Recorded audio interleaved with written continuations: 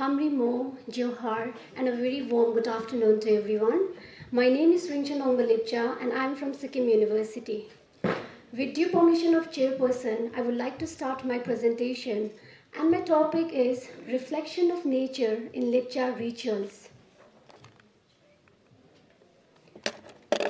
Firstly, I would like to highlight the brief introduction of Sikkim. Sikkim is the 22nd state of Indian Union, and it is the land of peace and tranquility. Sikkim is the home of many ethnic communities like Lepcha, Bhutia, Limbu, and Nepalese, and it is also the land of culture diversity. Now, introduction of Lepcha. Lepcha are the Aboriginal inhabitants of Sikkim. They call themselves Rongkup Rumkup, which means beloved children of Mother Nature. Lepcha have their own culture, tradition, literature, language, arts, and customs. Lepcha calls Sikkim as a Ne Mayel Liang, which means the hidden paradise. Lepcha language is known as Rong Aring, and it is spoken in the Sikkim, Darjeeling, Ilam, Bhutan, etc. This Lepcha language, Rongring, is the oldest language, as it is also mentioned by G.V. Manwaring in his Grammar of Rong. So Lepcha language is a very systematic language. The rivers, the name of the rivers start from the letter R. For example, river Rongyong, river, etc. Similarly, Lepcha are the nature worshipper.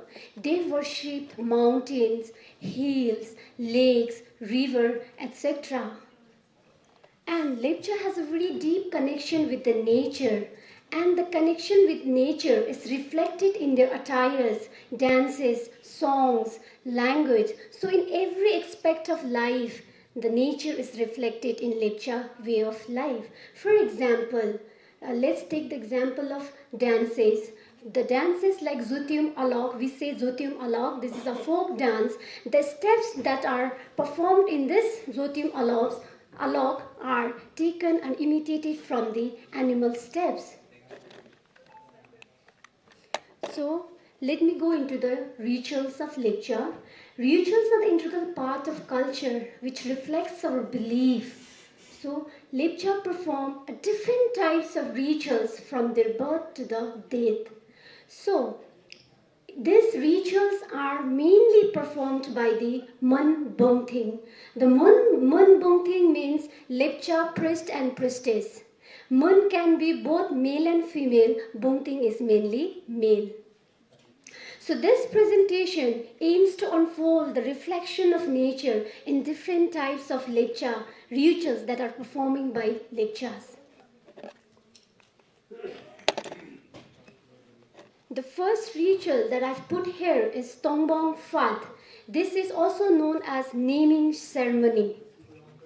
This ritual is performed after 3 days of the birth of a child. It is for cleansing and naming of a child by Mun and Bongthings. If a child is a male, the Mun and Bongthings invoke Kothongfi to protect the child. And if the child is a female, Mun Bongthing invoke the Nunglen Nyu to protect the child. Lepcha believe that only after performing this ritual only, the child became the member of their family or his or her respective clan. The other rituals that I put is Li Rumfad. This ritual is performed every year in the winter season. In this rituals, Mun Bongthing offer the first harvest to the god and prays for the well-being of the family members. And the other Rumfat is the Sotap Rumfat. This ritual is performed in the month of February, offering prayers to the Mount Kanchenjunga, we call Kongchenchu in our language, for the protection of the harvesting from the destruction of hail and snow. This is Mud Rumfat. This ritual is performed every year by the Lepcha, but in this ritual, female are not allowed to touch any ingredients that are related with this ritual. Only the male members are allowed to touch the ingredients. They will prepare all the things, because this Rumfat ritual is connected with the hunting lineage. Now, other one is Muk Zeg Ding Rumfat. This ritual is completely connected with the Mother Nature. In this ritual, the Bungting offers to the Mother Nature for timely occurrence of clouds, rain, sunshine, clean air and water to make the soil fertile and safe and protect the flora and fauna from the natural calamities like earthquakes, landslide, famine, drought, etc. The other is the Tandong Lo Rumfat. It is celebrated in the month of 8th of August every year. It has a deep mythological significance in Lepcha community. Lepcha believe that God came to the Tandong Hill in the form of bird known as Kahong Pho to save the Lepcha from a devastating flood. So every year Lepcha celebrated and offered prayers to the Tandong Hill. This is Sumkyu Rumfat. It is basically a marriage ritual. This ritual is performed in the Lepcha marriage ceremony by the Mun and Bungting. The bride and the groom have to drink the Sumkyu. Sumkyu is made of fresh fermented millet. And without performing this ritual, Lepcha marriage is not completed or pure. The other rituals that I put here is Pucho Rumfat, also known as clan rituals. Lepcha does not have a caste system, but Lepcha have a clan system. Each clan have their own hills, own lakes, etc. So every year, each clan offer their prayings to their own hills and lake. So, in this Rumfat, Bungting or the elders who belong to their clan narrate the story how this clan is originated. So, this is the picture of Bri or Sumkyu Rumfat. You can see Bungting. The one he is holding that a wooden bowl is a Sumkyu, and it has to be drink by both the bride and the groom. This is Liri Rumfat, where the Bungtings are offering prayers to the god. And Pucho Rumfat or clan, I have put this picture of the lake because this lake is in North Sikkim. This lake, from this lake, one of the clan known as He Yangming clan is been originated. And this lake is also the Sikkim first biodiversity heritage site. So, the reflection of nature in Lepcha rituals, in all the above rituals, we can clearly see the Lepcha's rituals are connected with the nature. In this ritual, you can see the natural materials they are using in that ritual, such as fruits, grain, plant, bamboo, banana leaves, etc. So, in this rituals, the nature is reflected in terms of mountains, Mount Kanchenjunga, Kongchenchu, rivers, like Rumnyu and Rumnyi, birds, Kahong Pho, lakes, hills, etc., which are very sacred to the Lepcha community. So in this conclusion, I would like to say that Lepcha has a very deep connection with nature. Their way of life, their way of lifestyle are deeply connected with the nature. From their attire, from their food, everything is related with the nature. And in this, the role of Mun Bungting is very important. Every rituals is performed by the Mun Bungting. From the birth to the death, all the rituals are performed by the Mun and Bungting. And through this presentation, I would like to say that Lepcha rituals are inextricably bound with the nature. Most of the rituals are mostly connected with the nature, with the environment, etc. So thank you. This is my short. Sevaro, Johar, and very good afternoon to all. Respected chairperson of the session, Director TRI, all the dignitaries of respective department and the research scholars. I'm here to present, and I'm also very delighted to explore Limbu tribe and their culture here. So, overview.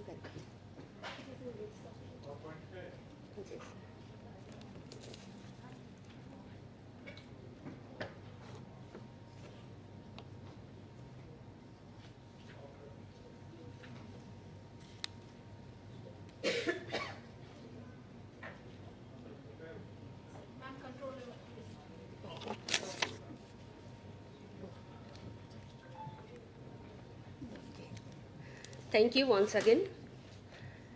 Myself, Asa Subba, as I'm working as assistant professor in Department of Limbu Government College, and I'm here. I'll be talking about overview on culture of Limbu tribes in Sikkim.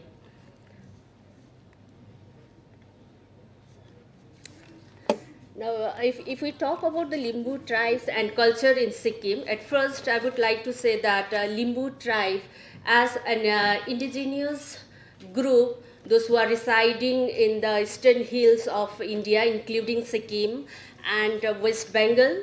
Along with this, these tribes are also residing in the land of Nepal, Bhutan, and Myanmar. These Limbu tribes are either animists or worshippers of nature. These tribes do not follow the idol system. They are peculiar on their worship, worshippers of nature. They do believe the nature or the motherland.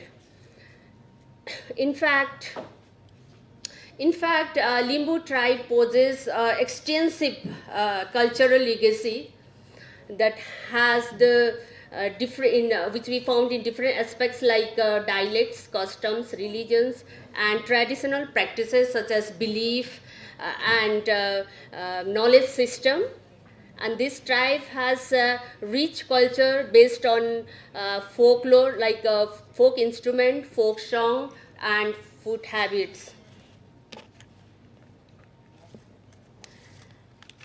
As far as for Limbu culture is concerned, I am here with folk instrument of Limbu culture. Here, folk instrument is one of the famous or the particular instrument for the Limbu tribes, which are associated or deeply associated with the cultural heritage or the community within the Limbu tribes. And this and this instrument which we can say that Limbu folk instrument, which has the special place, which helps in reflecting the cultural identity and artistic expression within the Limbu community, and is deeply rooted with the cultural significance. And also the folk instrument in Limbu community is not just more than the musical tools, but they are embodiment of the cultural heritage, community identity, and human creativity. Now, if we talk about the folk instrument of Limbu tribes, this Nawara Hongsinke is one of the most popular instrument which can be found within the Limbu community. Along with this, we have many types of folk instrument, but with the time constraint, I have mentioned here only the Nawara Hongsinke, or which is also called as Chebrung or traditional hollow drum. Is a tangible representation of cultural and special instrument, which also serve as an artistic expression and social cohesion with its deep resonant sounds.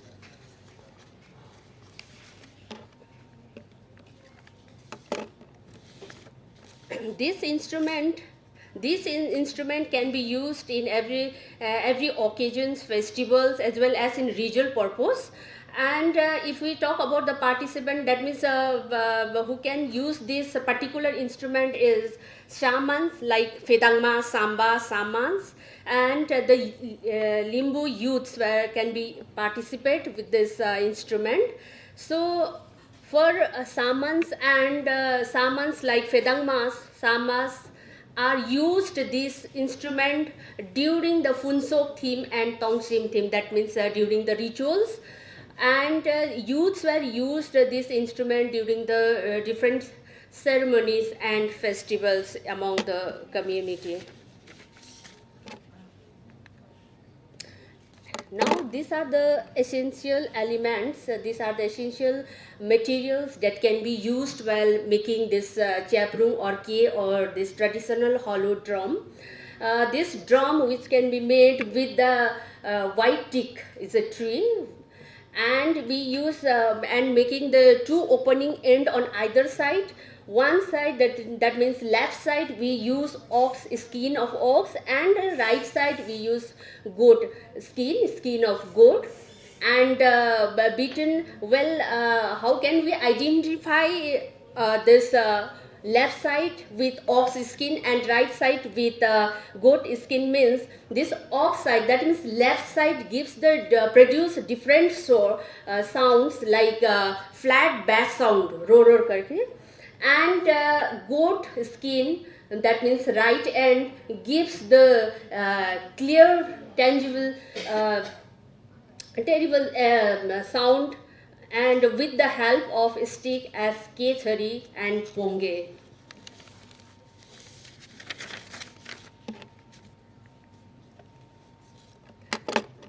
Now these are the main ingredients which can be used while making this traditional drum, hollow drum, and these are the instrument which which all the instrument all the ingredients which can be inserted inside the drum while making, which have their different religious significance, like white teak is a which has the mythological part of this, and rice which can be inserted inside the drum to be used for worshipping the god or deity, and bow and arrow can be used to prevent some evil spirits, and goat extract which can be religious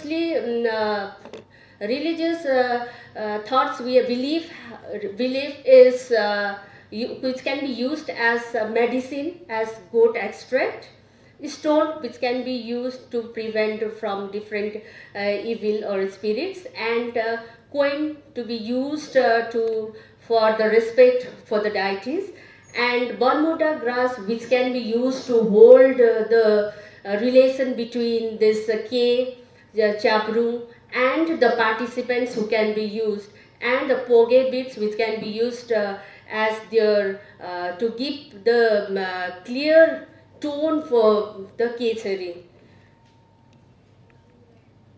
And these are the types of kelang, which here this picture shows how this ke or chaprung can be used while performing the dances. And this is one different traditional percussion instrument called as negra or kettle instrument or drum. This is called negra. This is also made of this goat skin in two different sizes. One is small size is male, and bigger one is female. And along with this, we use the one bell which helps to prevent some illness or prevent some spirits when we are using this. And these two instruments can be used in most of the time of funerals and death rites, during ceremonies, worships in Limbu temples. And in this negra also we have inserted inside this bow and arrow along with the rice. This is the main ingredients which can be used while making this, and this negra cannot be used anywhere, anytime, whenever we like to use this. There is some restriction. And this is the way how we can use this drum, the negra. During the festivals and marriage ceremonies, we use this negra while hanging on these sticks or some bamboos. Whereas during death or funeral, we use this negra while keeping on the land, on the land only. This is the difference between the use of this negra. Now the folk song, this is also one of the main culture of Limbu tribes. We have different songs which are the Tumyanghang songs, Palam song, Khyali song and Hakpare songs. These are the most important songs which shows our cultural identity among the Limbu community. So these songs we can perform in different way. Now this is a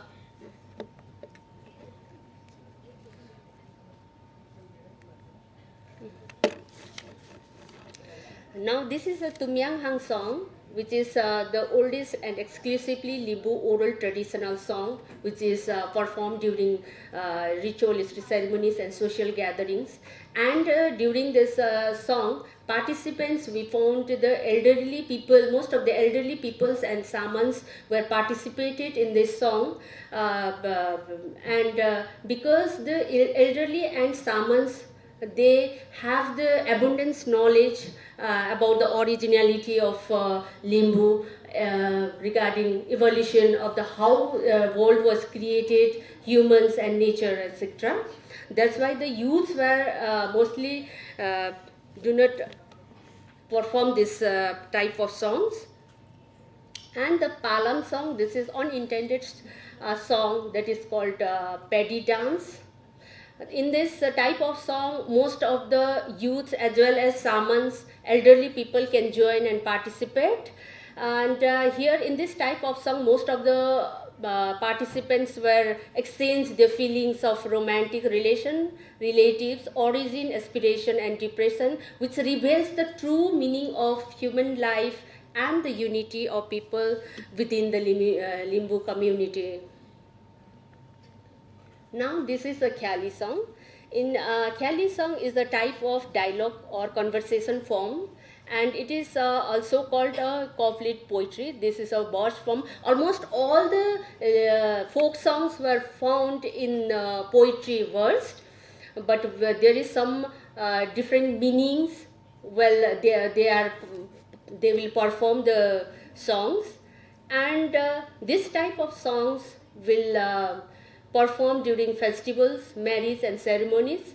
And if we see about the participants, we found Tumyanghangs, that means elderly peoples, Samans, that is Father Fedangma, Samba Samas, seniors and children.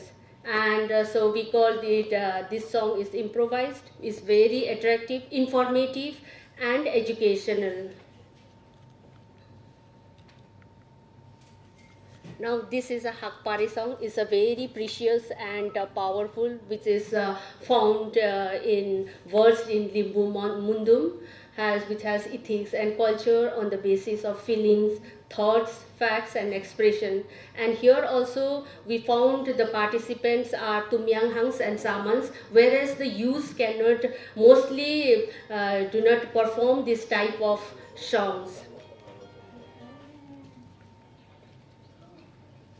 This now we have the Limbu traditional food about Limbu cuisine.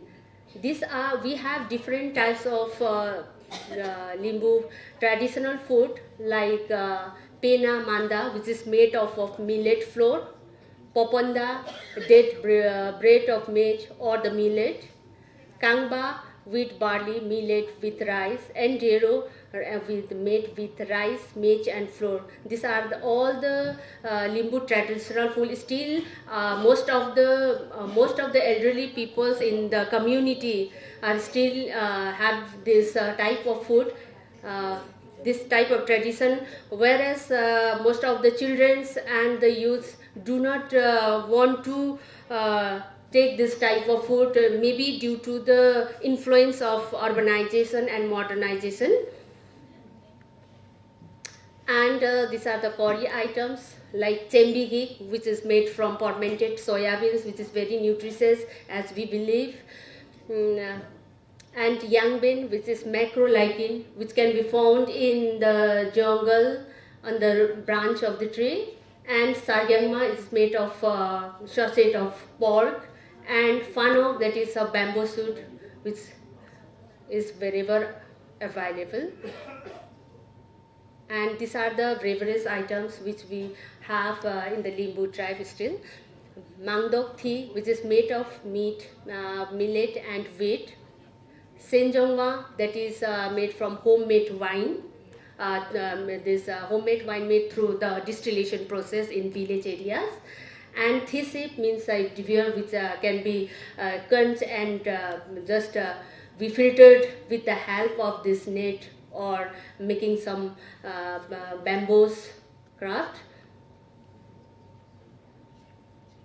And the summary, as we all know that Limbu culture is deeply rooted in traditions, custom, rituals that have been passed down through generations. These customs are deeply ingrained in Limbu culture and are observed in social events, religious and daily activities. Limbu people have maintained close-knit family ties and a strong sense of community. Thank you, Nogen.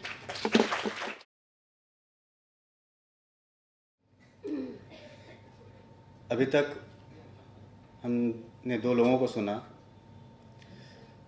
एक ने Lepcha community पे उसके traditions पे बात की और दूसरे ने लिम्बू कम्युनिटी।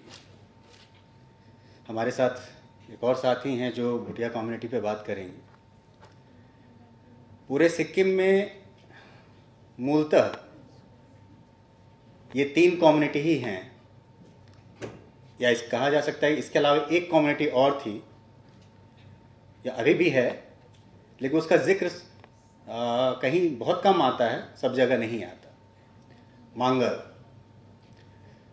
ये उसी किराती स्टॉक से हैं जिन्होंने सिक्किम के इस पूरे रीजन को कहीं ना कहीं हैबिटेट किया था। सबसे जो ऊपरी हिस्सा था छौंग का, जो आज के समय में तिब्बत में है, वो भुटिया लोगों का उधर से ही आना हुआ है, भुटिया कम्युनिटी का। और जो नेपाल के साइड का जो लिम्बुआन इलाका, वो पूरा रीजन लिम्बूज का रहा है। लेप्चा इसके बीच में थे, बहुत हाई अल्टीट्यूड पे भी नहीं और बहुत लोअर अल्टीट्यूड पे भी नहीं, बीच वाले हिस्से में, जिसको लोग कहते हैं तारबुंग पारता। क्या मैं सही हूँ? ये इसलिए कहा जाता है कि उनके माइथोलॉजी में एक कहानी आती है जिसके अनुसार जिन पूर्वज थे, इनके आदि पूर्वज, उन्हें इतबू ने कंचनजंगा के उस पवित्र भूमि से निष्कासित किया था और कहा था कि आज के बाद से तुम लोग तराई में जाके तारबुंग पारतम में रहोगे। तो तारबुंग पारतम वो स्थान है जो ना बहुत हाइट पर है ना बहुत नीचे है, वो बीच का पहाड़ी इलाका है। मेरा टॉपिक है उसके इतिहास पर बात करनी। इतिहास कहाँ से शुरू होता है, तो हमारे पास 2 तरह के सोर्सेस हैं। एक तो जो माइथोलॉजिकल सोर्स है, वो ये बताता है कि लेप्चा कम्युनिटी जो है वो कहीं बाहर से आई ही नहीं। और ये बहुत बड़ा स्टेटमेंट है। ना सिर्फ उनकी माइथोलॉजी इसको सपोर्ट करती है, बल्कि अब तक जो भी चीज़ें वहाँ पे देखने को मिली हैं उससे यही साबित होता है। चाहे वो जगहों के नाम हो या वहाँ की जो फ्लोरा एंड फौना हो, उसका उनके लाइफ में जो इस्तेमाल होता है, उनके जीवन में जो इस्तेमाल होता है, वो भी यही डेडिकेट करती है कि इनका संबंध इस जगह से ही है। अब चूँकि इनके यहाँ माइग्रेशन की कोई कहानी नहीं है, लगभग सभी समुदायों में आगमन की या कहीं जाने की कहानी मिल जाती है, रोम कम्युनिटी में एक भी कहानी ऐसी नहीं मिलती जो ये बताए या डिपिक्ट करे कि वे कहीं से आए थे। खैर, सबसे पहला जो नोटिफाइड एक इंसिडेंट है जो सिक्किम के इतिहास में नजर आता है, वो है गुरु रिम्पोचे का सिक्किम से गुजरना। जैसा कि रविंद्र ने अपने स्टार्टिंग के शब्दों में कहा था कि 7वीं शताब्दी में उनका आगमन इस क्षेत्र में हुआ था। और वो क्षेत्र कौन सा था? तासीदिंग। और उसी जगह को उन्होंने चिन्हित किया था कि यहाँ पर एक मॉनेस्ट्री हो सकती है। ये पहला इंसिडेंट था जो हमें इतिहास में मिलता है। अब आते हैं कि रिटन फॉर्म में या मैथोलॉजिकल फॉर्म में कौन सी ऐसी चीज़ें हैं जो उनके उस लिनिएज को दिखाती हैं। तो सबसे पहला जो रेफरेंस आता है वह है तुर्वेपनों का। जीवी मैनवेरिंग ने अपनी किताब में इस स्टोरी का जिक्र किया है, और सिर्फ उन्होंने ही नहीं, AC सिन्हा ने भी इसका जिक्र किया है, धरणीधर दहल ने भी इसका जिक्र किया है। लगभग जितने भी हिस्टोरियंस हैं जिन्होंने सिक्किम को लेकर या उसके आसपास के रीजन को लेकर काम किया, उन्होंने इस इंसिडेंट को रिकॉर्ड किया है। अब इसके हिसाब से अगर हम देखें तो लगभग 1425 के आसपास तुर्वेपनो एक रोम राजा था। उसके बाद 3 और सक्सेशन होते हैं, 3 और राजा आते हैं, लेकिन उनका कोई नाम उस तरीके से जिक्र में नहीं आता कहानी में। लेकिन आखिरी राजा का आता है तुरागेक। तो संभवतः अगर इन चारों को अगर हम एक साथ अगर रखते हैं तो मान के चल सकते हैं कि मिनिमम 100 साल का समय हिस्ट्री में हम लोग लेते हैं कि अगर 4 सक्सेशन अगर एक साथ होते हैं तो 100 साल का समय रहता है। अब इसी दौरान एक घटना और घटती है। एक संधि होती है जो माइथोलॉजिकली भी एविडेंट है और तिब्बत के रिकॉर्ड में भी ये मिलता है, जिसका रेफरेंस AC सिन्हा ने दिया है और मैनवेरिंग ने भी। लेप्चा के एक उनके जो बुमथिंग थे थेकुंगतेक, उनका और खायबुमसा, इनका एक जिक्र आता है कि खायबुमसा जो हैं संतान प्राप्ति की इच्छा लिए थेकुंगतेक से मिले थे और उनके बीच में एक संधि हुई थी जिसको रक्त संधि कहते हैं, ब्लड ट्रीटी, जिसका एक जीता जागता एक उदाहरण आज भी कार्बी लॉन्गस्टॉक में शायद प्रतीकात्मक रूप में दिखाया गया है। इस संधि के बाद क्या हुआ तो भूटिया और लेप्चाओं के बीच में आपसी संबंध बनने स्टार्ट हुए। और इससे पहले भी जो कहानियां उनके यहाँ मिलती हैं उसमें सुकवेर की जो कहानी है जिसमें क्या नाम था उसका, जो सुकवेर के दर्रे में लड़ाई हुई थी, तामसिंग थिंग और सुकवेर, हाँ, लासोमुनपन। ये ऐसा माना जाता है कि ये तिब्बती कोई राजा था और उसके साथ मतलब चूंकि काफ़ी वो मतलब वायलेंट था और लेप्चाओं को परेशान करता रहता था, तो लेप्चाओं ने अपने इतबू से उसके लिए एक उनकी मदद के लिए अपनी इच्छा जताई। तो उन्होंने इनकी मदद के लिए एक व्यक्ति को भेजा, उसका नाम था तामसिंग थिंग। इस तरह की बहुत सारी कहानियां मिलती हैं जिसमें ये कॉन्फ्लिक्ट नजर आता है और संभवतः इसी कॉन्फ्लिक्ट को खत्म करने के लिए ये रक्त संधि हुई होगी, जिसके बाद से भूटिया कम्युनिटी का या लेप्चा कम्युनिटी का आपस में जो संबंध रहा है वो काफ़ी कॉर्डियल रहा। अब आते हैं इसके बाद जो दूसरा इंपॉर्टेंट जो हिस्ट्री में एक पॉइंट है वो है तिब्बत से आए उन 3 लोगों का जो रेड हैट सेक्ट के थे, निंगमापा जिनको कहा जाता है। तिब्बत में 2 सेक्ट थे, एक रेड हैट और दूसरे थे येलो हैट। ये दोनों ही बुद्धिज्म के अंदर आते थे। येलो हैट को गेलुक्पा कहा जाता है और रेड हैट को निंगमापा। तो येलो हैट से जब इनकी टकराहट हुई तो उनके जो 3 महत्वपूर्ण व्यक्ति थे वो तिब्बत के भिन्न भिन्न रास्तों से आकर सिक्किम में मिलते हैं युक्थाम में। युक्थाम वही जगह है जहाँ पे वो एक राजा का चुनाव करते हैं जिसका नाम था फोंसोक नामग्याल। ये समय था 1645। उससे ठीक पहले 1641 में सेम्पा चेम्पो ने एक छोटी सी एक मोनेस्ट्री जैसी वहां पे स्थापित की थी। और जब फोंसोक नामग्याल का जब उनको राजा बनाया जा रहा था तो उसके साथ एक उपाधि भी जोड़ी गई, चोग्याल, जिसका अर्थ होता है धर्म राजा या धर्म का रक्षक।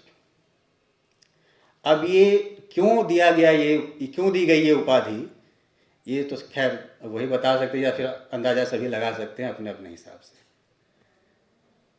तो अब सबसे बड़ी चीज है कि राजा तो भूटिया कम्युनिटी से है, लेकिन जो वहाँ पे लोग थे उनमें सबसे अधिक आबादी उस समय लेप्चाओं की थी और दूसरे कम्युनिटी की। क्योंकि सिक्किम इतना वास्ट एरिया था उस समय, आज के समय जो सिक्किम हम देखते हैं उतना ही नहीं था, वो उस समय बहुत बड़ा एरिया था। अब इतने बड़े एरिया में कौन किस सेक्शन में रह रहा है ये दूसरे सेक्शन को पता नहीं चलता था। रह सब उसी रीजन में रहे हैं लेकिन एक दूसरे से उस तरीके से कम्युनिकेशन नहीं है। तो ये भले आज के समय में ये रस्साकसी चलती रहती है कि कौन पहले आया कौन बाद में आया, लगभग सब उसी रीजन में थे, अलग अलग पोर्शन में। मांगर्स का एरिया था जो सबसे नीचे का जो हिस्सा है, तीस्ता के कहा जा सकता है कि दूसरी तरफ का हिस्सा। अब तीस्ता के इस तरफ का हिस्सा जो बिहार और इससे जो सटता है, पूर्णिया के इलाके से जो सटता है, जो दार्जिलिंग का आज का हिस्सा हम कहते हैं कि आज दार्जिलिंग जो है वह तीस्ता डिवाइड करती है कालिम्पोंग को और दार्जिलिंग को। तो उस हिस्से में, उसी हिस्से के कोने पे जो नेपाल से सटा हुआ इलाका था लिम्बुआन कहा जाता था। अब इस लड़ाई को अगर हम छोड़ भी दें तो सबसे महत्वपूर्ण काम जो फोंसोक ने किया था, उसने पूरे सिक्किम को 12 जोंग्स में डिवाइड किया और 12 जोंग्स के जो गवर्नर थे, जोंगपेंस कहते थे उनको, उन सभी गवर्नर्स को उन्होंने लेप्चा कम्युनिटी से अपॉइंट किया, क्योंकि वो जानता था कि अगर हम ऐसा नहीं करते हैं तो अपराइजिंग हो सकती है। तो उसने उस अपराइजिंग को रोकने के लिए 12 जोंगपेंस को 12 लेप्चा चीफ के अंडर में ला दिया। ठीक ठाक सब कुछ चल रहा था, लेकिन फोंसोक नामग्याल के बाद चीजें बदलनी शुरू होती है। जब बुद्धिस्ट लामाओं का प्रभाव जैसे जैसे बढ़ता जाता है, वैसे वैसे जो इंटर कम्युनिटी जो टसल है वो बढ़ता जाता है। क्योंकि एक कहानी और आती है जो उसका रेफरेंस भी मैनवेरिंग ने ही दिया है कि जो तासिए, उनके जो मुंगथिंग थे एक, और उनको लामाओं ने किसी तरीके से बहला फुसला कर, या हो सकता है कि किसी चीज़ से कुछ कहकर उन्होंने अपने पास बुलाया और उनसे कहा कि आप अपनी जो पुस्तकें हैं वो हमें दीजिए, हम उसे पढ़ना चाहते हैं।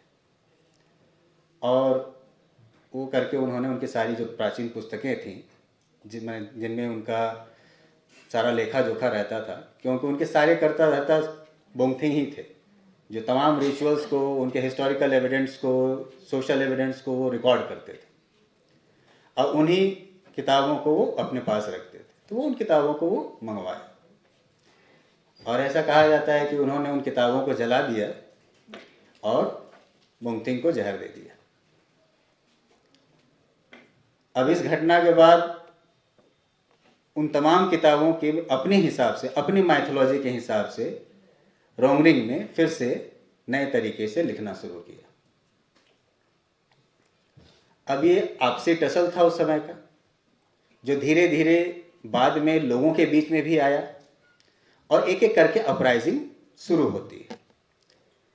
पहली अपराइजिंग आती है, सबसे ज़्यादा मैं इस पूरे हिस्टोरिकल सिनेरियो में अगर देखा, सबसे संघर्षपूर्ण अगर किसी नामग्याल का ये रहा नाम आया है वो है गुरमेक। चाकदौर के समय तक भी सब कुछ नॉर्मल था, फिर भी कहीं ना कहीं वो बैलेंस करके चल रहे थे। लेकिन गुरमेद के समय में, गुरमेद नामग्याल के समय में सबसे ज़्यादा अपराइजिंग होती है, क्योंकि इसमें कुछ घटनाएं ऐसी घटती हैं जिसे ना भूटिया लोग ही एक्सेप्ट कर पा रहे थे, लेप्चाओं ने फिर भी कोशिश की उस चीज़ को मेंटेन करने की। जैसे कि ये घटना थी, उनका एक इन्फेंट, उन्होंने अपना जब वारिस चुना तो वो एक बच्चा था जो किसी नन के ज़रिए पैदा हुआ था, उसे उन्होंने अपना वारिस बनाने की कोशिश की, जिसे खुद उनके ही अपने एक मंत्री ने स्वीकार नहीं किया और उस बच्चे को मारने की कोशिश की। लेकिन ऐसा करने में वो नाकाम रहा, क्योंकि लेप्चा और मांगरों ने मिलकर उसे शरण दी। बाद में वो चले गए तिब्बत, उनके जो मंत्री थे वहाँ से उन्होंने सहायता मांगने की कोशिश की, क्योंकि उस समय तक सिक्किम जो है तिब्बत के पैट्रोनेज में चल रहा था। माने राजा यहाँ के थे लेकिन पैट्रोनेज सिक्किम तिब्बत का था। वहाँ से जो भी चीज़ें, उसका जो कहा जाए कि उसकी रक्षा को लेकर या तमाम चीज़ों को लेकर जो भी डिसीजन होते थे वहाँ से होते थे। वहाँ से जब चीज़ें, इनको कोई हेल्प नहीं मिली, तब ये वापस आए और इन्होंने भूटान के राजा को न्योता दिया कि आप सिक्किम पे चढ़ाई कर दें। उस समय भी लेप्चाओं और मांगरों ने, लिम्बुओं ने मिलकर इस वॉर को रोका था। अब घटना घटती है 1741 में, जो सबसे महत्वपूर्ण घटना थी। एक लेप्चा महामंत्री की हत्या होती है। ना सिर्फ हत्या होती है बल्कि पूरे परिवार के साथ, वो भी राजधानी में। युक्ताम उस समय राजधानी थी, राजधानी में उसकी हत्या होती है। ये बहुत बड़ी घटना थी पूरे कम्युनिटी को झकझोरने के लिए, और इससे वो अपराइजिंग और बढ़ती जाती। जहाँ एक तरफ मांगर पहले से ही कहीं ना कहीं उनसे मनमुटाव रखे हुए थे किसी न किसी वजह से, लिम्बू भी बहुत हद तक सेटिस्फाइड नहीं रहते थे, लेकिन लेप्चाओं का उनके साथ एक अलग संबंध था, तो दोनों बहुत कॉर्डियली चलते थे। अब एक लेप्चा महामंत्री की हत्या ने भी पूरे परिवार के साथ एक बड़ा अपराइजिंग खड़ा किया, और यहीं से लगभग कहा जा सकता है कि नामग्याल डायनेस्टी का जो पूरा वो कह सकते हैं जो स्वर्णिम एरा था वो ख़त्म होना शुरू होता है। फिर धीरे धीरे गोरखाओं का यहाँ से इन्वेजन, इस तरफ से गोरखाओं का इन्वेजन स्टार्ट होता है, उधर से भूटानियों का।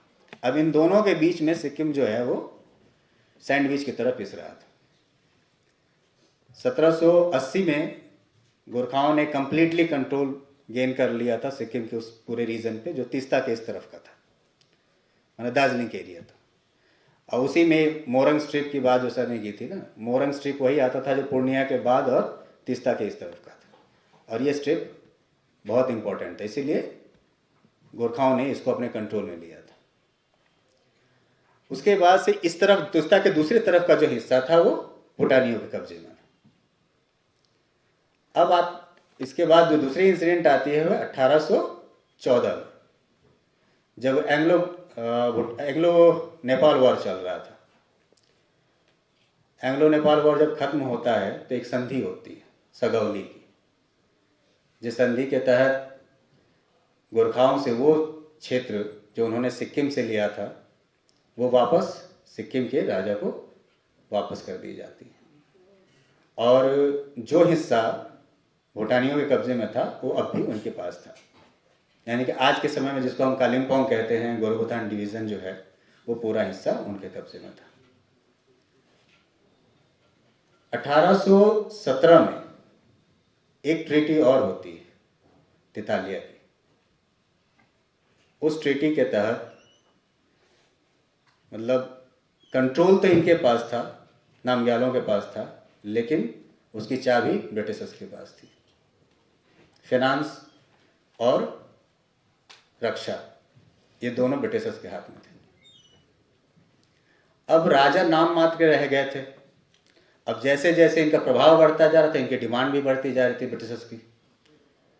अब उसी समय ग्रांट और एक विलियम करके एक पदाधिकारी थे उस समय, वो आते हैं विजिट करने के लिए दार्जिलिंग का, और जब विजिट करके वो जाते हैं तो वो सूचना देते हैं कि ये जो जगह है वो सैनिटरी के लिए सबसे बेहतरीन है। यहाँ से हम पूरे रीजन को कंट्रोल कर सकते हैं।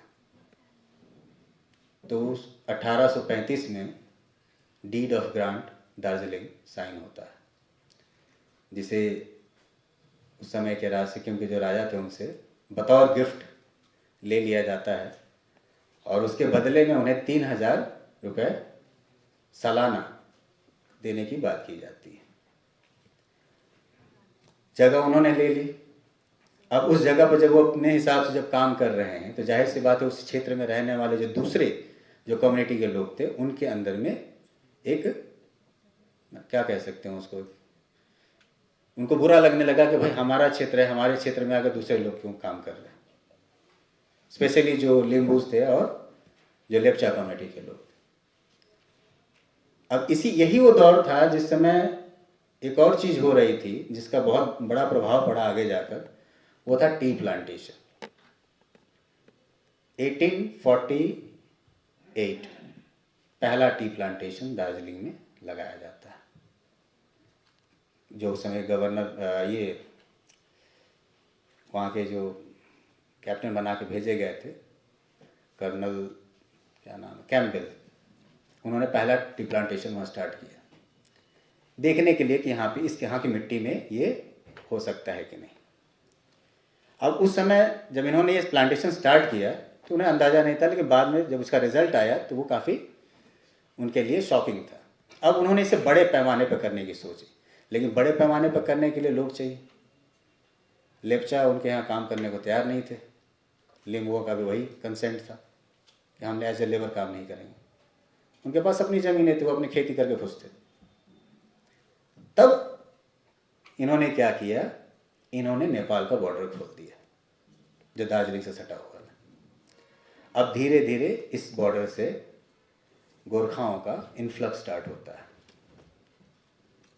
और अगले 50 साल के अंदर, 50 भी नहीं हो, 1873 तक, 73 आते आते पूरा गाजल डोभा का इलाका और इधर का तिस्ता के इस तरफ का इलाका लगभग 1000 प्लांटेशन खुल चुके थे उस समय तक।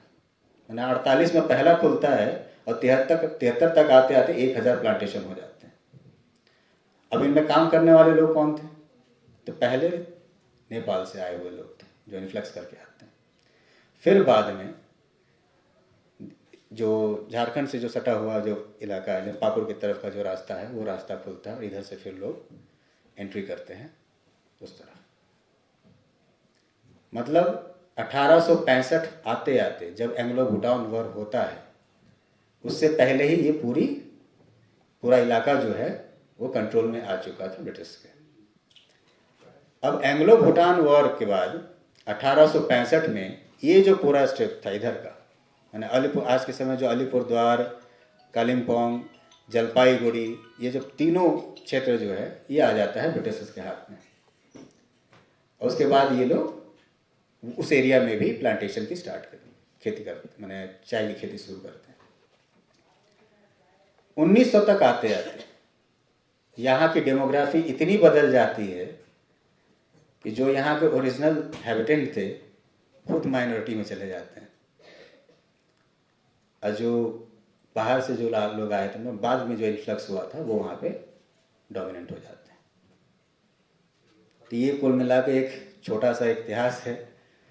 डीपली बहुत सारी चीज़ें हैं कहने को, लेकिन अब उसमें उतना समय नहीं लूँगा क्योंकि 4 बज गए हैं। बाकी हमारे साथी और भी हैं, उनको भी सुनना है। बहुत बहुत धन्यवाद। आप सभी को नमन करते हुए अपनी बात शुरू करना चाहती हूँ। सिक्किम प्रांत के ऊपर बहुत सारी बातचीत हो चुकी है, इतिहास पर बात हुई या फिर संस्कृति, जैसे कई महत्वपूर्ण समुदाय वहाँ पर रहते हैं। लेकिन मूलतः अगर हम विभाजित करके देखेंगे, भुटिया, लेप्चा, लिम्बू और नेपाली, ये 4 प्रमुख समुदाय वहाँ पर रहते हैं। 2 समुदाय के बारे में बातचीत हो चुकी है और मैं सिक्किम की संस्कृति पर ही अपनी बात रखने को आई हूँ। दूसरी बात यह है कि सिक्किम की भूटिया जो संस्कृति है उस पर अपनी बात रखनी है, लेकिन अकेली मैं ही वक्ता हूँ और यह लोभ नहीं संवरण कर पा रही हूँ कि सांस्कृतिक परिदृश्य में बहुत सारी विशेषताएं हैं, किन विशेषताओं को आपके सामने रखूं, किन विशेषताओं को छोड़ दूं, यह भी नहीं समझ में आ रहा। लेकिन फिर भी जो महत्वपूर्ण आयाम है हमारे संस्कृति के, उन आयामों को आपके सामने प्रस्तुत करने की चेष्टा मेरी तरफ से होगी। और सबसे पहली बात तो जैसे इतिहास के सर ने हिस्ट्री पर, सिक्किम की हिस्ट्री पर जो अपनी बातचीत रखी है, उस बातचीत में उन्होंने इस बात की तरफ संकेत किया है कि इतिहास हमारा कैसा रहा और भूटिया लोगों का आगमन कहाँ से कैसे हुआ। और तिब्बत प्रांत से साफ स्पष्ट है कि तिब्बत प्रांत से भूटिया लोगों का आगमन हुआ है और 13वीं शताब्दी से लगातार उनका आगमन सिक्किम प्रांत में रहा। सिक्किम के लोग जो भूटिया हैं वह अपने लिए ह्लोपो शब्द का इस्तेमाल करते हैं। ह्लो का मतलब ही होता है दक्षिण, और तिब्बत का जो दक्षिण प्रांत है उस इलाके से उनका आगमन यहाँ हुआ है, इसीलिए वो अपने लिए ह्लोपो शब्द का इस्तेमाल करते हैं। अभी सवेरे रणेंद्र सन ने सिक्किम के इतिहास पर बातचीत करते हुए गुरु रिम्बुची का उल्लेख किया, गुरु पद्म संभव का। एक तरीके से आप यह देखिए कि कोई भी संस्थागत धर्म जब हमारे समाज में अपना एक तरीके से फैलाव जमाना शुरू करता है तो हमारी जो बुनियादी धार्मिक चेतना होती है वह धीरे धीरे कहीं ना कहीं कमज़ोर पड़ती मालूम होती है। 8वीं शताब्दी की बात में जैसे जैसे बौद्ध धर्म का प्रभाव या प्रसार भूटिया समुदाय में, एक तरीके से देखिए कि बहुत सारे समुदाय ऐसे हैं जो बौद्ध धर्म को मानने वाले हैं, लेकिन इस संस्थागत धर्म के प्रभाव से हमारी जो आदिवासियत है उस पर काफ़ी प्रभाव हमको देखने को मिलता है। कई बार तो लगता है जैसे जो बुद्धिस्ट है उनकी कर्मकांडी उसमें इतना ज़्यादा हम उसके वश में आ गए हैं कि हमारी आदिवासियत कहीं गायब सी होती हैं। लेकिन फिर भी भूटिया संदर्भ में मैं बात करना चाहती हूँ कि जैसे आदिवासी प्रकृति पूजक होते हैं वैसे वो भी प्रकृति की पूजा करते हैं और यह मानते हैं कि इस सृष्टि में जैसा मनुष्य का अस्तित्व है, मनुष्य का पहचान है, वैसे इस सृष्टि के कण कण में अन्य जितने भी प्राणी मात्र, पेड़ पौधे से लेकर जीवित अजीवित जितने भी तत्व हैं उन सब के भीतर भी चेतना का वास होता है और उन्हें भी जीने का अधिकार है, इस बात पर उन्हें भरोसा होता है। तो जैसे मनुष्य जीता है और किसी भी तरीके का व्यवधान वह नहीं बर्दाश्त करता है, वैसे ही अन्य प्राणी भी वैसे ही व्यवधान रहित अपने जीवन की उम्मीद करता है। लेकिन मनुष्य जब उनके जीवन में किसी भी तरीके का व्यवधान जब प्रस्तुत करना प्रारंभ करता है तो वह जो चेतना है कहीं ना कहीं किसी न किसी रूप में नकारात्मक ढंग से मानव जीवन को प्रभावित करता है, ऐसी मान्यता है। और इन्हीं मान्यताओं के ही कारण हमारे भूटिया समुदाय में वर्ष में या किसी भी तरीके का अचानक जब कोई बीमार पड़ जाता है तो तुरंत डॉक्टर के पास लेके जाने की प्रथा नहीं है। हम सीधे हमारे जो लामा भी नहीं, पौ और पामो कहते हैं, जो असल में हमारे जो मूल जो धर्म की पूजा अर्चना करने का काम करते हैं, तो उनके पास जाते हैं। वो हमारी कुंडली की जांच करते हैं, वहीं से मालूम चलता है कि आपको इस तरह आपने नाग देवता को रुष्ट कर दिया है, नाग देवता का जहाँ वास है वहाँ पर आपने मैला फैला दिया है। तो ऐसे अनेक इस तरीके की धारणाएं हैं जिन धारणाओं के तहत मैं आपके सामने यह रखना चाहती हूँ कि प्रकृति के प्रति जो निष्ठा है, जो प्रेम है, यह इन लोगों के भीतर कितना ज़्यादा है कि हर व्यक्ति को अपने तरीके से, हर प्राणी को अपने तरीके से जीने की आज़ादी मिलनी चाहिए, इस बात पर वह यकीन करते हैं। दूसरी बात, भूटिया लोग एक पर्व मनाते हैं जिस पर्व को हम लोसुंग पर्व कहते हैं, और वह एक तरीके से आप देखिए कि साल के अंतिम समय दिसंबर जो माह होता है उस माह में मनाते हैं। और कई जैसे ये भूटिया जो लोसुंग पर्व का मैं उल्लेख कर रही हूँ, भूटिया और लेपचा दोनों समुदाय मनाते हैं।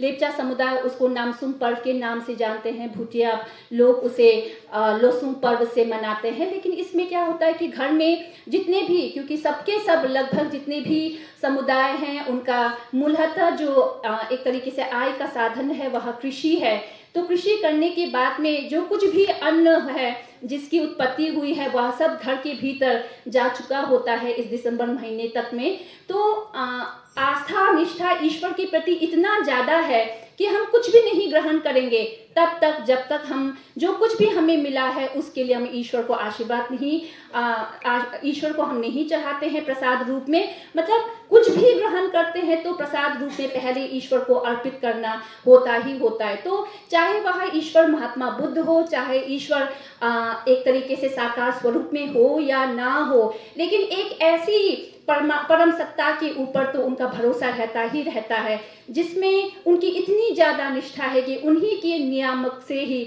उन्हीं के नियंत्रण से ही उनके सृष्टि में सब कुछ संभव हो पा रहा है। जैसे लोसुम पर्व का मैं उल्लेख कर रही थी कि प्रसाद रूप में सब कुछ तो चढ़ाया जाता ही जाता है, और हर दिन, जैसे ये पर्व बहुत लंबा समय चलता है और हर सुबह हर घर का एक व्यक्ति बाहर अपने आंगन में आग जलाता है। देवदार की जो पत्तियां होती है उन पत्तियों को बहुत पवित्र माना जाता है, उसको उस पवित्र अग्नि में जलाया जाता है, उससे वातावरण को वहां शुद्ध किया जाता है, और फिर उसी में ही उस पवित्र अग्नि में ही हवन के रूप में जो कुछ भी अन्न की उत्पत्ति हुई है वह ईश्वर को मतलब उस आग में जलाया जाता है। और एक तरीके से एक गीत तो क्या, मतलब एक मंत्र का उच्चारण हम करते हैं जिसमें है कि सांग सलो करके, सांग सलो, वो मतलब अपने आसपास का जो वातावरण है उसको पवित्र करने का प्रयास है। और दूसरा है सांग सलो तेहला, मतलब ऊपर ईश्वर का निवास है, नीचे जो है हो लू, नीचे नाग देवता का वास है। तो संग सलो तेहला हु लू फाचेन, है ना। तो चारों तरफ हमारे साथ केवल हम ही नहीं इस सृष्टि में निवास करते हैं, हमारे साथ और लोगों की भी सत्ता यहाँ पर मौजूद है। आज हमारा पर्व है, आप सबको इस पावन उसमें पर्व में आप सबको हम आह्वान करते हैं, आपको आमंत्रित करते हैं, हमारे द्वारा जो कुछ भी उत्पत्ति हुई है वह आपको समर्पित करते हैं। तो एक तरीके से हर चीज का जो प्रारंभ है वह इसी तरीके से ही किया जाता है। और दूसरी बात यह है कि हमारे इतिहास में बोलने वाले जो सर रहे, हिस्ट्री पर बोलना बहुत कठिन है। और रणेंद्र जी ने जब यह कहा कि हम ऐसा सेमिनार करने जा रहे हैं जिसमें संस्कृति और इतिहास दोनों विषय पर बोलने वाले वक्ता चाहिए, तो संस्कृति पर बोलने वाले बहुत सारे लोग मिल जाते हैं, इतिहास पर टिप्पणी करना, इतिहास पर बात करना आसान नहीं है। वह भी आज के दौर में जब टेक्नोलॉजी इतना ज़्यादा एडवांस हो चुका है कि किसी भी मंच पर कुछ भी आपका गलत कुछ भी बोला जाना, वह कितना गलत उसका प्रभाव पड़ जाता है। तो एक संवेदनशील मुद्दे पर बात करना बहुत बड़ी बीड़ा उठाने का मामला हो जाता है। हमारे एक घटना सुनाती हूँ। हमें एक इतिहास पढ़ाया करती थी एक मैडम। इतिहास पढ़ाना मुश्किल है, मेरा सिर्फ ये कहना था। मैडम थी, हम लोग कहते थे कि मैडम टॉयलेट जाए, तो मैडम कहा करती थी, आप अच्छा पाकिस्तान जा रही हो, खूब बमबारी करके आना। हिस्ट्री पढ़ाती हैं कि हंसने का मामला नहीं है। अब हम समझते हैं जब हम टीचर हो गए हैं कि हमारी बात का असर किस तरीके से सामने वाले पर होने वाला है, ठीक है ना। तो किसी के बनने बिगड़ने वाली जो हमारा जो मानस होता है, उस मानस को सही तरीके से सींचना कितना जरूरी है।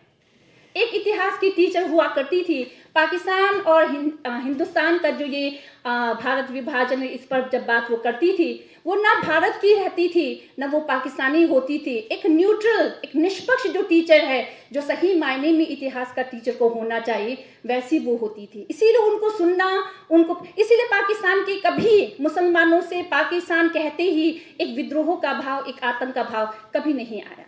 तो सही टीचर का मिलना कितना जरूरी है और इतिहास कितना महत्वपूर्ण विषय है, तभी मुझे महसूस हुआ।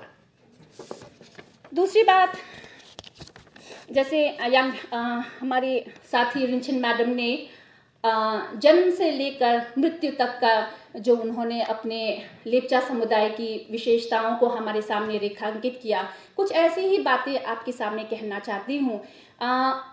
लेप्चा भूटिया दोनों ही बौद्ध धर्म को मानते हैं, ठीक है। वहाँ पर नेचर वर्शिप ज़्यादा उसका प्रभाव है, लेकिन फिर भी बौद्ध धर्म के प्रभाव के कारण कई सारी चीज़ों में हमें समानता भी देखने को मिलती है। और किसी भी बच्चे का जब जन्म होता है तो हम लोग यहाँ पर फुदा मनाते हैं, उस सेरेमनी को हम फ्याके कहते हैं।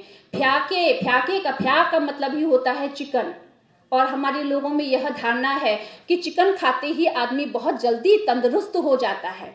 और मतलब किसी भी मतलब वो भी बस्ती का जो चिकन है, गांव का जो लोकल चिकन है, उसको खाने से आपका स्वास्थ्य तुरंत सुधर जाता है।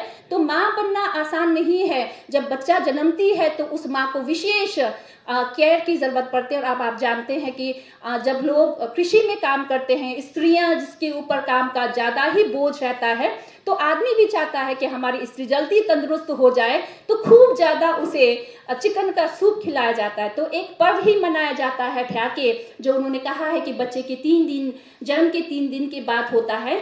और एक चीज़ यहाँ बिलीव हम करते हैं कि जब बच्चा, शायद आप लोग भी सूतक होता है ना, सूतक, यही टाइम है ना सूतक का, हम लोग भी इस सूतक को मानते हैं। और यहाँ मानते हैं कि जब कोई मरता है तब भी वो सूतक होता है, इधर जब किसी का जन्म होता है तब भी सूतक हम मनाते हैं। लेकिन मृत्यु का जो सूतक है उससे भी ज़्यादा भयंकर प्रभाव जो है जन्म के सूतक में होता है। इसीलिए जब कहीं किसी का बच्चा जन्मता है तो कोई लौटता है घर में तो सीधे घर में नहीं जाता है, उसको आग और पानी, नहाना धोना वो सब चीज़ करते हैं, क्योंकि बहुत ज़्यादा नींद से आप बोझिल रहते हैं लगातार, इसीलिए आपको पवित्र या आपको शुद्धि की जाती है। तो वैसे ही जब किसी का जन्म होता है बच्चे का, तो माँ और बच्चे का 3 दिन के बाद में शुद्धिकरण होता है, उसका नामकरण होता है, कुंडली का निर्माण होता है। वह सामान्यतया सबके में है, बस इतना है कि समुदाय के लोग। और फिर देखिए सामुदायिकता इतनी ज़्यादा आपको देखने को मिलेंगी, घर में कुछ हुआ नहीं, पूरा का पूरा समुदाय आपके सामने उठकर खड़ा हो जाता है। उस समय यह भी चिंता नहीं होती है कि इस घर में हमको खिलाने के लिए चाय पानी या कुछ है कि नहीं। तो मतलब फिर वहाँ पर ऐसी संकट की स्थिति आती है कि सब लोग फिर एक दूसरे की मदद करने के लिए तत्पर भी हो जाते हैं। तो किसी का भी जन्म होता है, ऐसा पर्व मनाया जाता है, तो सब लोग घी, बहुत ज़्यादा नहीं, थोड़ा बहुत घी के साथ में एक मतलब मारते नहीं है, जिंदा चिकन ही लेकर, मतलब वो मुर्गी लेकर आ जाते हैं, उसको मार के खाते हैं या फिर आप उसको बेच देते हैं, उसके पैसे का सही इस्तेमाल करते हैं, वो क्या है, वो उस परिवार के ऊपर निर्भर करता है। लेकिन एक प्रथा हमारे यहाँ पर यह ज़रूर है। दूसरी बात, जैसे ब्याह जो हमारा संस्कार है वह भी बहुत ज़्यादा महत्वपूर्ण है। और हमारे भूटिया समुदाय में जो जैसे एक सामान्यतः हम कहते हैं कि लड़का और लड़की एक समान है, दोनों का महत्व एक जैसा है, लेकिन फिर भी कई प्रथाओं में अप्रत्यक्ष रूप से चीज़ें दिखाई पड़ती है कि आदमी का महत्व यहाँ भी है। जैसे बातचीत के क्रम में हमने अभी हाल फिलहाल में ही हमारे ही घर में ब्याह हुआ भाई का, हमने कहा हम भी जाएंगे क्योंकि हम उनकी बड़ी दीदी है, तो लड़कियों को जाना वहाँ पर मना है ना, वहाँ पर आदमी ही जाएंगे। जब कोई आदमी नहीं होगा, जब कोई आदमी को रिप्रेजेंट करने वाला नहीं होगा, तभी स्त्री की बारी आएगी, तो वो कभी नहीं आने वाली, क्योंकि कोई ना कोई तो बचा ही रहेगा। तो 3-4 जो एक है, 3-4 एक प्रोसेस है, उन प्रोसेस से गुजरते हुए शादी ब्याह हमारी वहाँ होती है। एक ठिठाम होता है, जैसे सवेरे मिलन मैडम ने इस बात की तरफ रेखांकित किया था कि शादी ब्याह तो खूब तरीके से हो रही है और प्रेम विवाह खूब ज़्यादा कर रहे हैं, लेकिन फिर भी मान्यता या समाज में जो मान सम्मान है वह तो माता पिता के द्वारा तय जो शादी है उसी में ही रहता है। तो हमारे यहाँ भी है कि माँ पिताजी ही अपने बच्चे के लिए लड़की को खोजते हैं, और कोई लड़की जैसे उसका गोत्र क्या है, उसका क्लैन क्या है, क्या उसका वंश है, वो पूरी एक परंपरा, एक परिपाटी ज़रूरी होती है अपनी बहू या बेटी के लिए, उसकी जांच उनके द्वारा की जाती है। और लड़की जब पसंद आ जाए तो ठिचांग करके एक सबसे पहला एक प्रोसेस रहता है। तो ठिचांग का मतलब ही होता है कि एक शराब की बोतल या कुछ ऐसा, शराब का प्रचलन खूब ज़्यादा है। जैसे देखिए हम लोग कुछ भी करते हैं, कुछ भी कहते हैं, इसको एक एक नेगेटिव सेंस में नकारात्मक तरीके से लेकर जाने की आवश्यकता नहीं है। इसीलिए कि कई बार हमने जो लोग स्थानीय है वह तो किस सेंस में इस बात को रखते हैं, लेकिन लेने वाला उसे किस सेंस में लेता है। और कई बार तो ऐसा कहते हैं कि पूर्वोत्तर के लोग सिर्फ शराबी होते हैं, पूर्वोत्तर के लोग ऐसे होते हैं, वैसे होते हैं। बिल्कुल नकारात्मक तरीके से हमारे भीतर ऐसी नकारात्मक ऊर्जाएं भर देने की कोशिश होती है जो बिल्कुल ठीक छवि हमारा बाहर नहीं जाता है। तो मेरा शराब लेकर जाना है, ऐसे तो आप यह ना समझिए कि हर पर्व में, हर ओकेजन में इनका शराब ही होता है क्या, है ना। तो इसमें भी क्या है, ठिचांग में भी शराब, अब तो शराब की बोतलें लेकर जाती है क्योंकि अंग्रेजी शराब अवेलेबल है चारों तरफ, लेकिन उस समय में घर पर ही शराब बनाते हैं। और शराब का भी क्या है कि जब शराब बनकर तैयार हो जाती है तो उसको खोला जाता है, ईश्वर को चढ़ाया जाता है, उसके बाद चखा जाता है। जब चखा जाता है, अगर वो मीठा है तब हम कहते हैं कि जिस रास्ते की तरफ या जिस लड़की के लिए हम बात करने जा रहे हैं उनका रिश्ता अच्छे से निभ जाएगा। ये शुभ और अशुभ के बारे में हम संकेत मान लेते हैं। तो सबसे पहला प्रोसेस है ठिचांग का होता है।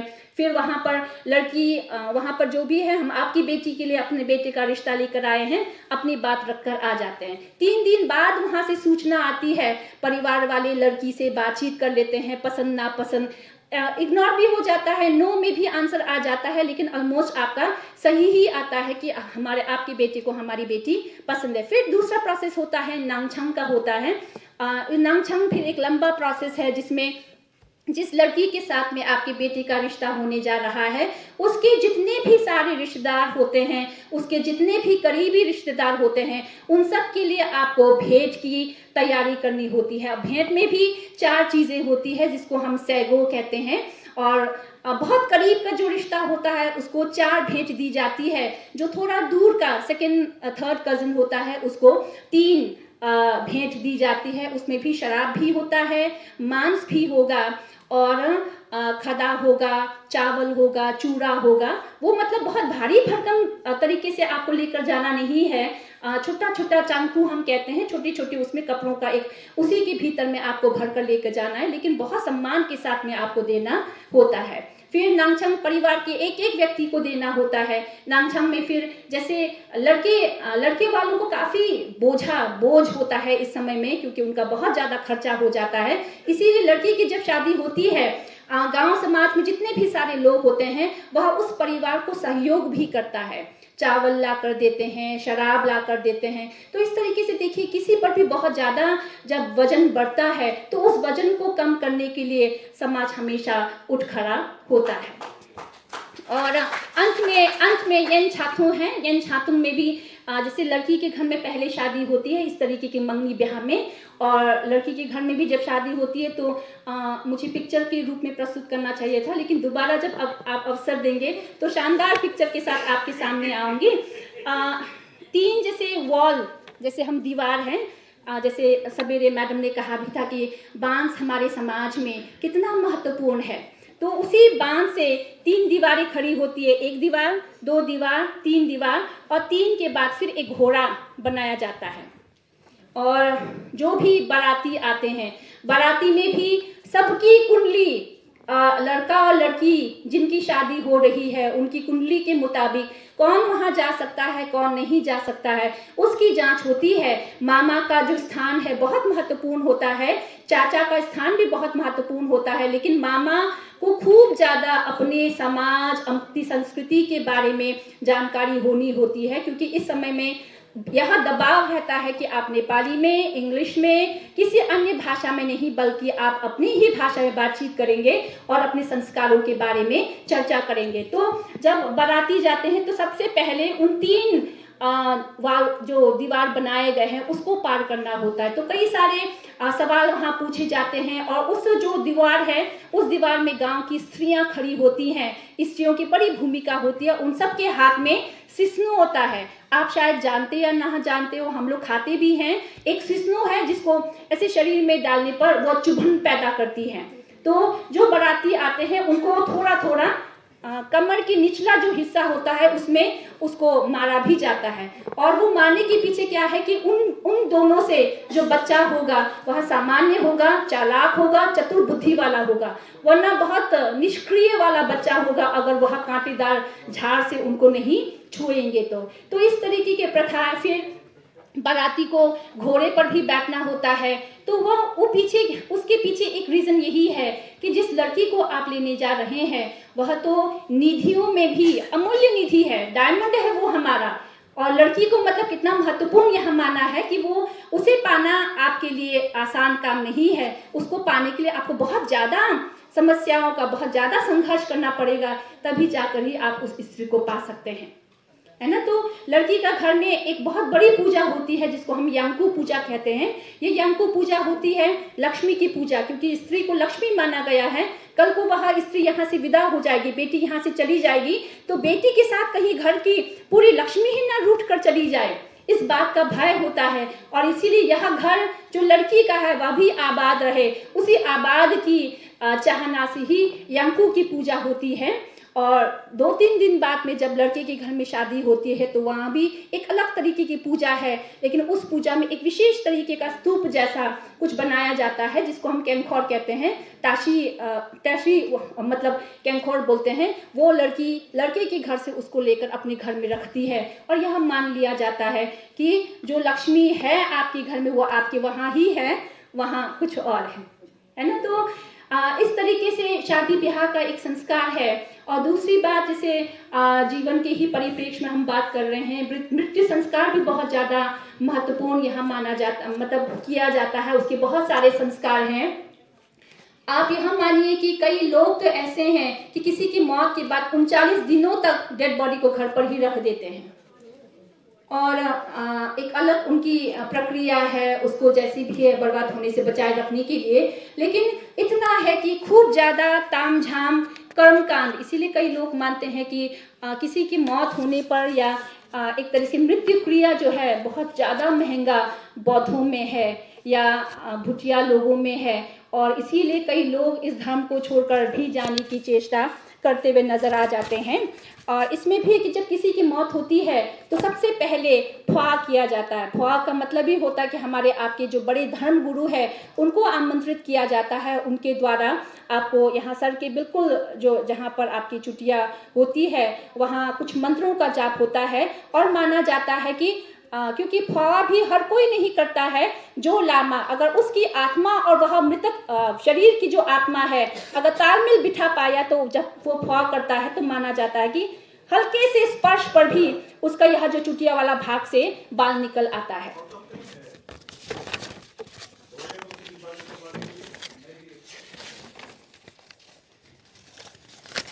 और दूसरी बात यह है कि जब किसी की मौत होती है तो 3 दिनों तक में किसी के घर में ज़्यादा रहे ना रहे, लेकिन 3 दिन तक रखने की प्रथा है। और 3 दिन के बाद में ठेंजुंग एक जो संस्कार है वह किया जाता है। और यह विश्वास किया जाता है कि इन 3 दिनों के बाद में जो मृतक की आत्मा है उसको यह जानकारी हो जाती है कि मेरी मौत हो गई है। तो ये उसको यह एहसास होना कि हमारा जो परिजन जिसकी मौत हुई है उसको अपनी मौत की जानकारी हो गई है, वह कितनी पीड़ा में है। तो ऐसे में एक अलग तरीके की पूजा की पद्धति वहाँ पर होती है परिवार के बीच में। और दूसरी बात इसीलिए ठेंजुंग का है। और यहाँ पर भी है कि परिवार में जितने भी किसी की मौत हो गई यह जो जानते ही गांव वाले सारे आ जाते हैं, और जितने भी काम का दबाव होता है उसमें वो साझा करना शुरू कर देते हैं। दूसरी बात, जैसे किसी की मौत होती है तो जो लकड़ी जो बिछाया जाता है अग्नि संस्कार के लिए, अग्नि उसके लिए, उसमें जो औरत होती है उसको 9 स्टेप मिलता है। औरतों को जो लकड़ी का है वो 9 स्टेप मिलता है, और आदमी का जो दाह संस्कार के लिए लकड़ी का एक मतलब पूरा आरा तिरछा करके बनाया जाता है, तो उसमें आदमी को 8 मिलता है और स्त्री को 9 मिलता है। स्त्री को अधिक इसलिए मिलता है क्योंकि शारीरिक रूप से भी आदमी और स्त्री के शरीर में एक अंग स्त्री के में ज़्यादा है, इसलिए भी। और दूसरा यह है कि जो मातृत्व जो उसका गुण है, उसके जो सृजन धर्मिता से संबंधित जो गुण है उसके लिए भी उसको ज़्यादा तवज्जो दी जाती है, ऐसी मान्यता है। चाय ने सबका ध्यान भटका दिया, चाय ने मेरा भी ध्यान भटका दिया, और गले में भी खराश हो रही है। आपने मुझे बहुत धैर्य के साथ में सुना, अपनी बात रख पाई नहीं रख पाई, लेकिन फिर भी कोशिश मैंने की है भुटिया समुदाय की कुछ महत्वपूर्ण चीज़ों की तरफ आपका ध्यान आकर्षित कर सकूं। बहुत धैर्य के साथ सुनने के लिए आप सभी का बहुत बहुत आभार। धन्यवाद।